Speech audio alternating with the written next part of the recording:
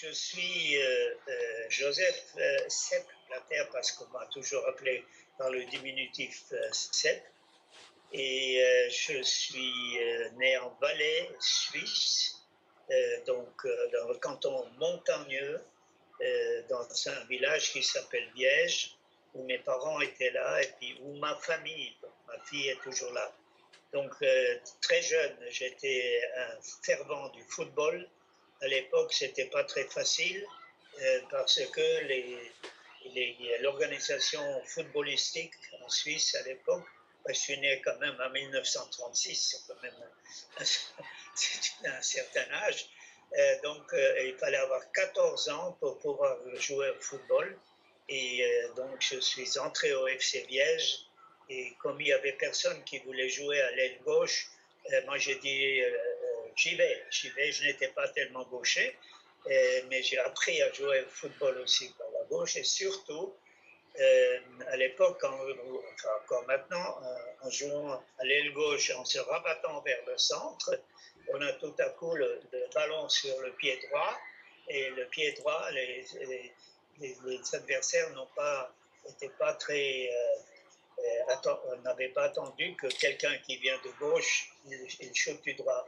Et puis comme ça, finalement, j'ai trouvé ma place et je fais du football. À l'époque, je n'ai pas encore fait ma vie parce qu'à un moment donné, mon père m'a dit, avec le football, tu ne gagneras jamais ta vie. Et j'avais 19 ans et c'était un prophète en disant, en jouant du football, je ne gagne pas la vie, mais après je suis rentré alors dans le grand football à partir de 75. Mais pour arriver jusque-là, j'ai fait des études, des études d'économie, commerciales, économiques. J'ai aussi fait les relations, des relations publiques, relations humaines. Et dans mon domaine, je suis arrivé au football. Avant, je travaillais comme directeur à la compagnie des montres Longines, où on a fait les grands chronométrages Coupe du Monde, mais surtout les Jeux olympiques de 72 à Munich. Et de là, je suis arrivé à la FIFA en 75, de janvier-février, et je suis resté 41 ans, et j'ai retrouvé le football, qui était ma passion. Alors, pour terminer ma présentation, ma passion est devenue ma mission. Monsieur Blatter, à travers tous vos rencontres, qu'est-ce que vous avez appris sur l'être humain? Eh ben, j'ai beaucoup appris sur l'être humain parce que je sors d'une famille humble, pas pauvre, mais humble. Mon père était mécanicien et puis il travaillait pendant 40 ans avec le bleu de travail. C'est pour ça que je suis toujours en bleu, encore maintenant, parce que j'ai tellement appris de lui comment il faut être dans la vie. Et qu'est-ce que vous avez dit? Qu'est-ce que vous avez appris à travers vos rencontres sur l'être humain? Oui.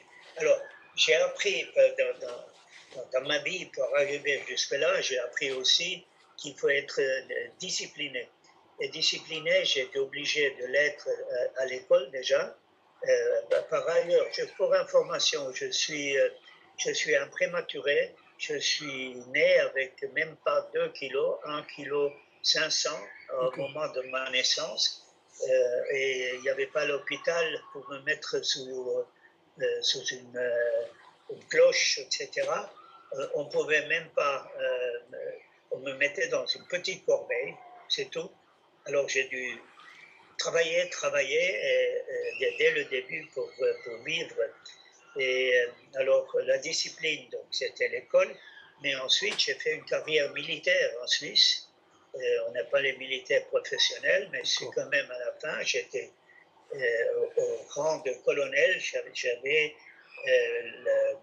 J'étais le colonel et j'étais commandant d'un régiment, un régiment de soutien, donc un régiment logistique. Et j'ai appris beaucoup dans les écoles d'officiers également, mais surtout le contact avec les gens. Et pour moi, déjà jeune à l'école, j'étais un peu le meneur D'accord. dès le début, parce que j'étais très vif. J'ai fait le collège à Saint-Maurice, où très religieusement, encore une fois, c'était la discipline. Mais en même temps, quand je sortais un peu de l'école, et j'étais à l'université de Lausanne, je me présentais déjà à l'époque comme, on dirait ça aujourd'hui, Master of Ceremony, quand il y avait des manifestations quelque part, j'étais appelé parce que je pouvais parler plusieurs langues et j'avais ce goût du théâtre. D'ailleurs, j'ai Mhm. fait des cours de théâtre, donc pour moi, je me suis toujours considéré comme un acteur et encore maintenant, je me considère comme un acteur. Alors, en arrivant à la FIFA et puis avec les connaissances que j'ai eues durant mon travail, j'ai aussi travaillé dans les hôtels, dans le tourisme, dans les hôtels tout jeune, j'ai appris à servir et il faut servir. Et vous parlez d'humanité, c'est ça. D'abord, l'humanité, c'est tout le monde ensemble, Ouais. toutes les personnes physiques. Et la première chose, c'est respecter l'un l'autre. Et pour moi, c'était vraiment essentiel. D'ailleurs, ce terme, humanité, m'a toujours accompagné et m'accompagne encore toujours maintenant. Et pourquoi? Parce que je suis très, très fier que ma petite fille, qui vient de commencer ses études au niveau universitaire, après avoir déjà travaillé, fait une maturité, elle a choisi la pédagogie sociale. Alors, pédagogie sociale, je l'ai félicité, je lui ai dit, tu reviens à une idée fondamentale de ton grand-papa, parce que pour moi, quand on parle toujours de PR, Public Relations, non, c'est Human Relation qui est le plus important. Et pour moi, ces relations humaines euh, sont, étaient, sont et seront toujours aussi longtemps que le bon Dieu me donne la vie. Je suis au service de l'humanité dans le sens que j'essaie d'arranger les choses. Et, et d'ailleurs, dans ma carrière, alors, après comme footballeur, et puis spécialement quand je suis devenu président de la FIFA, 2 années de suite, j'ai reçu le prix d'honneur de l'humanité d'un institut qui se trouve à Sarajevo. D'accord. Monsieur Blatter, comment faites-vous face à l'adversité, c'est-à-dire aux critiques, aux gens qui vous critiquent? Comment vous faites pour continuer sur votre chemin, continuer votre chemin? Bon, écoutez, il est bien clair qu'on ne peut pas faire l'unanimité. Et quand vous êtes dans la position où j'étais, et également la personne que je suis dans mon caractère, je suis, euh, je me présente, je communique, donc automatiquement, on ne peut pas satisfaire le monde entier, c'est impossible. Ça, c'est des talents que personne possède. Même pas si on suit un peu le christianisme, même pas notre grand chef Jésus, à un moment donné, il y a toujours quelque chose. Donc, mais comment vivre avec ça? C'est pas facile de vivre avec ça parce que je trouve ce qui se passait autour de moi, qui est toujours là maintenant, n'est pas encore terminé.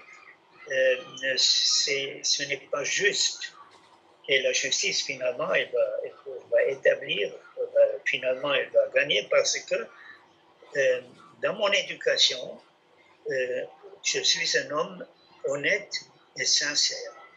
Et étant honnête et sincère, j'ai la conscience tranquille. Et avec la conscience tranquille, on vit plus facilement, et je dors bien malgré toutes les... Et puis j'ai le support surtout de ma famille, et je me sens bien. Je me sens bien même maintenant avec même le corona. Il faut dire bien que les latins avaient dit quelque chose de très bien. Les latins, les anciens romains, ils avaient bien dit nulla crux, nulla corona. Ça veut dire si tu ne portes pas une croix, tu n'auras jamais une couronne. Donc, et puis ils ont dit ça avant l'ère de Jésus-Christ, donc ils ne parlaient pas de la croix de Jésus-Christ, ils parlaient simplement qu'un être humain doit porter une croix d'abord, il doit faire quelque chose, il doit présenter quelque chose, puis après il recevra la couronne. Donc, moralement, je suis tranquille. Ça m'a touché toutes ces dernières années. Ma famille, ma fille, elle est très forte. Et la petite fille, elle était dans un collège, donc, vivant à Liège, elle est placée dans un collège à Sion. Et à peine elle était dans ce collège, et on a ce qu'on appelle, si bien en français, on a fait du mobbing contre elle à cause de son grand-père. Et puis elle a dû changer l'établissement. Ah oui. À un moment donné, elle n'a pas compris parce qu'elle avait 14 ans. Oui. Et puis maintenant, elle a compris. Et puis elle a vu maintenant, grandissant aussi, en devenant indépendante, que c'était injuste. Définitivement, elle aurait dû rester et lutter et non pas partir. Mais à 14 ans, quand on se fait mobber, une jolie fille, c'est pas facile. Oui. Monsieur Blatter, est-ce que vous avez un message pour la jeunesse, celles et ceux qui veulent réaliser leurs rêves? Bon, écoutez, ceux qui veulent réaliser un rêve, tout d'abord, il faut commencer par avoir une idée, qu'est-ce que je veux faire. Mais pour ça, d'abord, il faut se connaître soi-même. Donc, pour se connaître soi-même, il faut passer quelques étapes de la vie, surtout l'école. Et puis maintenant, c'est si simple d'emmagasiner quelque chose parce que maintenant, on a tous des sacs à dos. À l'époque, quand on allait à l'école, on avait une serviette pour aller à l'école. Maintenant, tout le monde a un sac à dos. Alors, je dis toujours, le sac à dos, ça, c'est le savoir. Et le savoir, c'est le numéro 1. Donc, tu dois emmagasiner tous les jours quelque chose de nouveau. Tu dois être curieux et regarder. Et si tu as déjà une option où tu vas aller, si tu vas aller dans la médecine, enfin, un rêve, ou footballeur, ou n'importe quoi, eh ben, il faut emmagasiner quelque chose qui va dans ce sens-là. Mais tous les jours, et encore aujourd'hui, chaque être humain devrait chaque jour pouvoir emmagasiner un peu plus pour son savoir. Et avec le savoir, après, il doit faire le pouvoir, ça veut dire application du savoir. Oui. Et là, dans l'application du savoir, viendra, pour la jeunesse, viendra, alors justement, on a fixé une idée où on veut aller, et puis alors, c'est là, il faut commencer à croire en soi, et puis il faut être discipliné. Et il arrive quelque chose qui sera toujours important, le respect. Il faut respecter son environnement, il faut respecter les autres. Et plus tu as du savoir, plus tu devrais respecter les autres, parce que tu sais peut-être plus que les autres. Donc, tu fais des expériences et tu as le pouvoir. Et avec le pouvoir tout seul ne te sert à rien, parce qu'il faut l'appliquer. Donc là, il y a le respect. Alors, tu as le savoir, le pouvoir, Maintenant, tu dois faire l'expérience. Et l'expérience, tu dois la faire quelque part. À n'importe quel âge, tu dois faire une expérience. Et de cette expérience, tu dois tirer des conclusions, de dire ça, c'était mauvais et ça va pas. Et ça va bien, et ça, on peut améliorer. Alors, qui c'est qui peut te dire, bien sûr, ça dépend de l'âge, mais tu as toujours tes parents, ou tu as un copain, une copine, ou tu as ton maître à l'école, n'importe où, il peut te dire ou t'aider si tu ne sais plus très bien. Donc c'est l'application du savoir pour avoir ce pouvoir que tu vas avoir. Alors quand tu arrives à une situation, maintenant tu es mûr, tu sais maintenant mon rêve va peut-être se réaliser. Alors à ce moment-là, il faut tout concentrer sur ce rêve. Et pour le réaliser, alors il faut toujours le bagage, donc le savoir, l'expérience, le respect, et puis alors maintenant il faut avoir ce dynamisme pour y aller. Parce qu'il y aura à un moment donné, il y a des embûches, alors ça il faut les enlever ou sauter par-dessus. C'est là que tu renforces ton caractère et tu sais si tu peux aller. Et si c'est trop dur, eh ben, tu abandonnes, tu fais autre chose. Mais si tu veux réaliser ton rêve, tu dois aller au-dessus de ça. Et puis toujours croire en toi et respect aux autres, mais aussi croire à ceux qui sont autour de moi. Tu ne peux pas le faire tout seul. Et puis quand tu arrives, bientôt maintenant, je suis tout prêt. Alors, quand tu crois en toi, ça dépend de l'éducation. Moi, j'avais une éducation très chrétienne. Je parlais avec le bon Dieu, ou une force suprême qui existe quelque part dans notre univers. Mais donc, avoir la foi aussi que quelqu'un peut t'aider, même qui n'est pas tangible, que quelque force peut t'aider. Et puis ensuite, il est au pied du succès. Et puis après, maintenant, pour avoir le succès, ben, il y a un dernier point qui intervient, parce que jusqu'à maintenant, on a tout fait, même on a fait attention à la santé, ça c'est normal si tu n'avances pas. Mais un dernier point, et si tu n'as pas ce point-là, peut-être tout l'édifice tombe. Une toute petite chance. Il faut avoir de la chance. Parce que là, à un moment donné, la situation est telle que tu as tout et tu as la chance. Et puis c'est là où on est devant ce fameux adage if you never take a risk, you will never have a chance. Ça veut dire si tu ne prends jamais un risque, tu n'auras jamais une chance.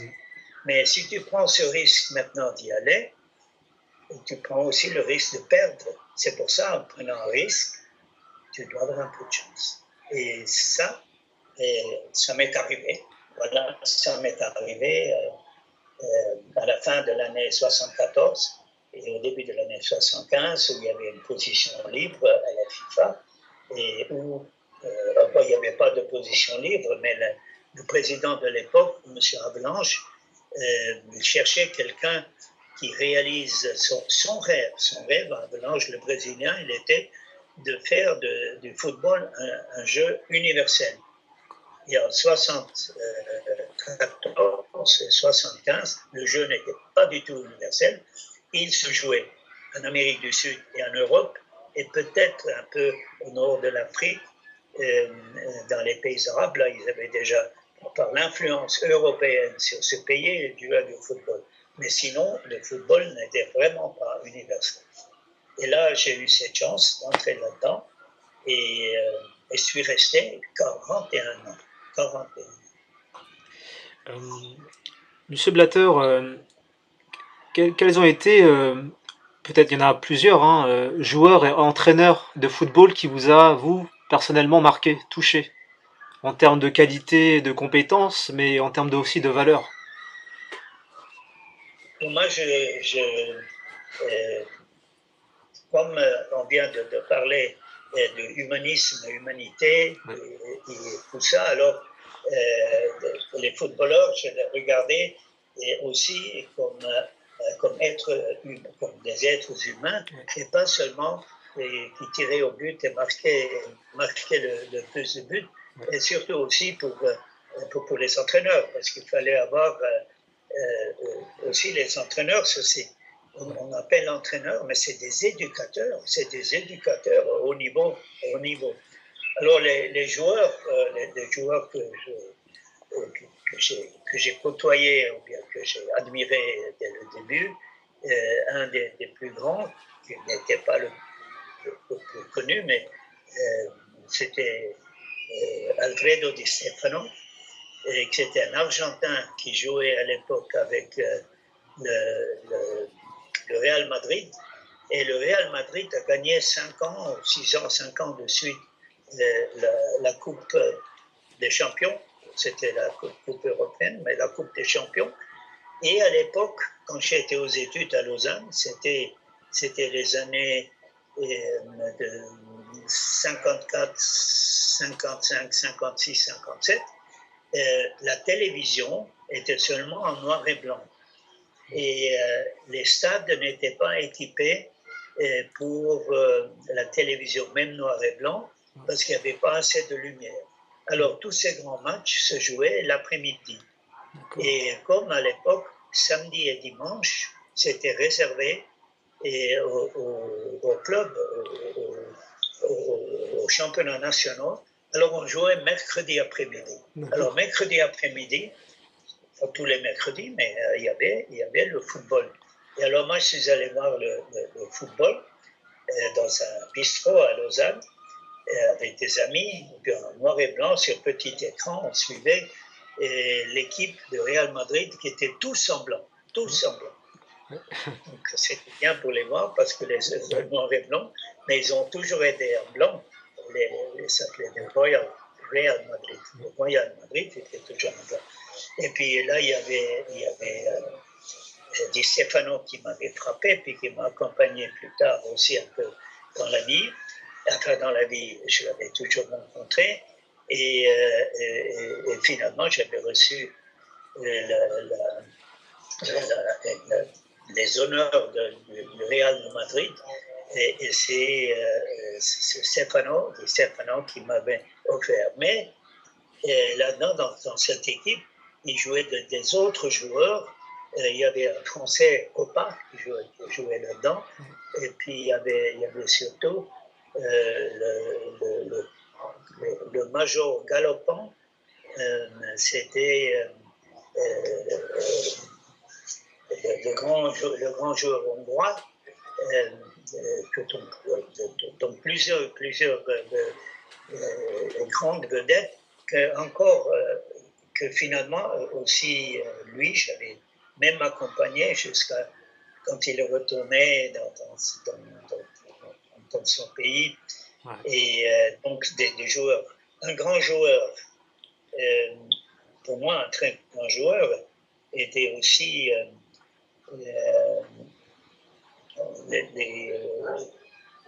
Pelé. Et Pelé, parce que Pelé restait humain dans toutes ces opérations, où il y a maintenant la publicité, l'argent, quand on pense qu'on a voulu transférer Messi, qui est un super joueur, bien qu'il ne soit pas plus bon que moi, mais c'est un super joueur, mais qui vaut maintenant 700 ou 600 millions d'euros. C'est incroyable. Ce n'est plus le football. Mais Pelé, qui maintenant, il est aussi, il a 80 ans, non, près de 80 ans. Parce que quand il a joué, il avait 17 ans quand il a joué à la Coupe du Monde en Suède. Donc il est resté Pelé, il est resté là-dedans. Et malheureusement, il était dans une époque aussi où il y avait déjà un peu de racisme, malheureusement, dans le jeu. Et le joueur hollandais que on voulait parler, c'était Johan Cruyff, qui aussi c'était un exemple. Franz Beckenbauer, qui maintenant a un départ pas très, très joli, mais parce que le monde est mauvais et puis les gens oublient ce qu'il a fait, puis alors on veut le suspendre, on ne sait pas pourquoi. Donc, c'est bien, en France, il y avait toujours maintenant, le football français est en bonne main technique, c'est normal puisque le technicien français est champion du monde. C'est bon. Donc je dis l'éducation dans le football est d'une importance capitale et les personnes qui sont en charge et qui portent une grande responsabilité. Aujourd'hui, on les voit toujours à la télévision et c'est bien parce que ils étaient des artisans, des artisans, c'est des artistes pour mettre des artistes si bien dans le monde. Mais ce qui m'a surtout frappé, moi, les rencontres que j'ai eues, c'était avec des jeunes footballeurs, parce que j'allais dans tous les pays du monde, et puis j'allais là où on jouait du football. Je restais dans cette jeunesse. Et ça m'a permis de rester jeune, finalement. Mais ce que j'ai apprécié aussi, c'est de rencontrer des grandes personnalités, et pas nécessairement les grandes personnalités politiques, comme en 2014, j'ai encore rencontré le président chinois, Li Keqiang, qui m'a dit, enfin, m'a fait un petit travail là-dessus. Il a dit, bon, la Chine, le futur de la Chine, pour moi, c'est, je veux toujours participer à la Coupe du Monde. Deuxièmement, je veux organiser la Coupe du Monde. Et troisièmement, je veux la gagner. Voilà. C'était un peu verbal de 3 points qu'on a fait avec lui. Et puis, ils sont en train de travailler avec la personnalité qui m'a le plus touché. Et si j'en parle, je vais avoir la chair de poule. C'est Mandela.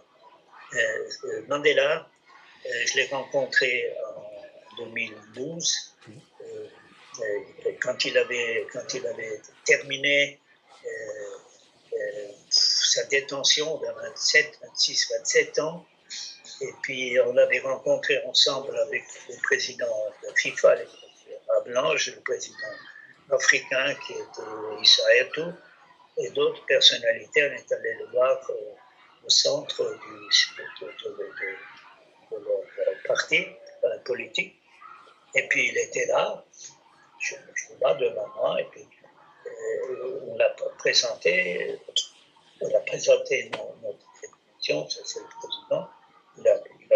Il s'est salué avec les 2 mains comme ça. Et puis après, il m'a présenté moi, et ils ont présenté moi. Et puis alors là c'est quelque chose, ça va me refaire la chair de poule, vraiment 100%. C'est qu'il m'embrasse. Il m'embrasse, il tire vers lui et puis il m'embrasse. Et après coup, j'ai su pourquoi.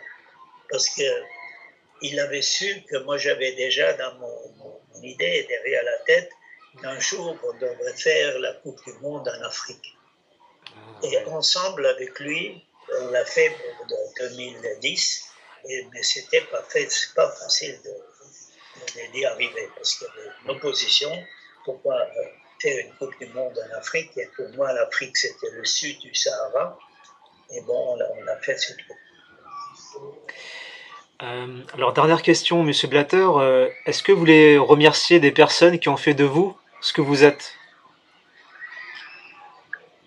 Oui, tout d'abord, je dois remercier ma famille, je dois remercier surtout maman, papa et maman, parce que si je suis si bien encore dans mon âge maintenant, parce que c'était une bonne génétique, mon père, malheureusement, il est mort un peu plus tôt parce qu'il a été écrasé par une voiture. Ensemble avec maman, mais maman a survécu. Mais maman est morte à 94 ans, 94 ans. Et donc, c'était leur éducation. Pour moi, je dois les remercier. Je les remercie tout le temps parce que c'était dur. Papa très dur et maman en même temps plus de douceur. Et ça m'a donné cet équilibre que j'ai utilisé après. Je dois aussi, sur le plan du football, ou de celui qui m'a accompagné aussi pour m'arriver jusqu'à la FIFA, c'était M. Thomas Keller de Zurich, qui à l'époque était le président des rameurs, donc de la Fédération internationale des rameurs, et il était en même temps le président des fédérations sportives internationales. Et il m'avait connu dans le chronométrage, et parce qu'on avait fait de lui aussi le président de Swiss Timing. Et quand il a su, je me rappelle, il m'a téléphoné, il m'a dit hey, je sais que tu n'es pas très content avec les fabricants de montres là, qui t'aiment. Il a dit comme ça, les fabricants de montres. Et je sais quelqu'un qui t'aimerait. Et alors, il m'a présenté à Blanche. Et alors, avec ça, donc, je dois remercier lui, mais je dois aussi remercier Avalanche qui a eu la confiance de me prendre parce qu'au début du règne de Avalanche, l'Europe était totalement contre, en disant, mais il ne va pas avoir un Sud-Africain là-dedans, mais ils ont oublié, quand on parlait de Sud-Africain, la famille Avalanche est une famille belge. Il y a même en Belgique, il y a en Flandre, il y a un village, une petite ville qui s'appelle Avalanche. Alors, Avalanche avait un autre gabarit qu'un Sud-Américain avec moustache, barbu. Lui, il était l'homme, il était avocat, juriste, c'était un autre homme. Et puis lui, je le félicite parce qu'il m'a fait confiance aussi. Et grâce à lui, je suis là où je suis aujourd'hui. Et finalement ma meilleure copine, c'est ma fille.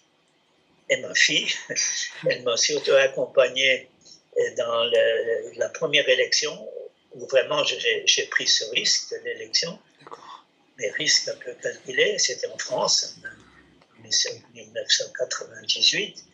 Et où Michel Platini m'a beaucoup aidé, et où j'ai rencontré Jacques Chirac, qui après coup m'a nommé officier de la Légion d'honneur, parce qu'on a amené la Coupe du Monde en France.